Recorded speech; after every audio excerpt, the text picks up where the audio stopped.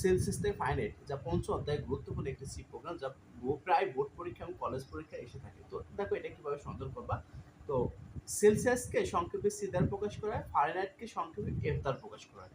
যখন তুমি সেলসিয়াস থেকে ফারেনহাইট বের করবা তখন সূত্র আসবে, মানে ফারেনহাইট মানে এফ এর সূত্র আসবে 9 স্টার সি বাই 5 প্লাস 32। এখানে দেখো স্টার দ্বারা প্রকাশ করা হয়েছে কেন, কারণ প্রোগ্রাম কখনো গুণ বোঝে না, গুণকে স্টার দ্বারা প্রকাশ করা হয়, আর ভাগ হচ্ছে স্ল্যাশ দ্বারা প্রকাশ করা হয় প্লাস 32। মানে এটা হচ্ছে তোমার সূত্রটা তোমার মুখস্থ থাকতে হবে যখন সেলসিয়াস থেকে ফারেনহাইট বের করবা। তো দেখো কিভাবে বের করতে, তুমি তো জানো প্রতিটা program hash include studio dot H আইনটি মেইন ফাংশন।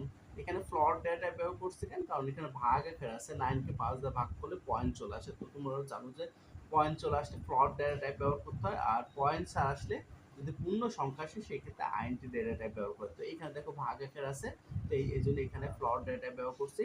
আর ইনপুট হচ্ছে সি, কারণ সেলসিয়াস থেকে বের করবো, ইনপুট হচ্ছে সি আর বের করবো হচ্ছে এফ, মানে এফটা হচ্ছে কি ফলাফল।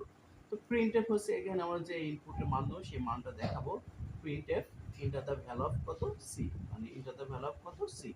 এখানে স্ক্যান এফ এটা একটা লাইভ আউটপুট ফাংশন, এখানে ফ্লোট ডেটা ব্যবহার করছে এই জন্য পার্সেন্ট এফ ব্যবহার করছি। এখানে আমি একটা এফ ব্যবহার করছি কেন, কারণ আমার এখানে চলক হচ্ছে একটা আর এফ হচ্ছে ফলাফল, চলক কি সি, এই জন্য পার্সেন্ট এফ একটা। যদি দুইটা চলক থাকতো তাহলে পার্সেন্ট এফ কয়টা হইতো, দুইটা। এবং অ্যান্ড কত, এই অ্যান্ড এবং সি, ঠিক আছে। এবং সূত্রটা দেখো, যখন সেলসিয়াস থেকে ফাইন্ড বের করো তখন হচ্ছে এফ এর সূত্র, এফ সমান এই যে সূত্রটা বসাবো, এর সমান কত 9 স্টার সি বাই 5 প্লাস 32। এটা হচ্ছে তোমাদের সূত্র মুখস্থ থাকতে হবে। প্রিন্ট এফে এখানে ফলাফল যা লিখবো, প্রিন্ট এফ হচ্ছে আউটপুট, এটা আমরা আউটপুট হিসেবে বের করবো। ফলাফল আমরা কত এফ এক্স না এফ এক্স, আর এখানে স্ক্যানে যা লিখবো সেটা যদি 1000 কোটি বড় থাকে এখানে পার্সেন্ট একবার লিখবো এফটা, আর লাস্টে লিখে দেবো। আর এখানে আমি আইএনটি ডেটা টাইপ ব্যবহার করছি, এই যে রিটার্ন জিরো ব্যবহার করছি, ঠিক আছে। সেকেন্ড ব্র্যাকেট শেষ।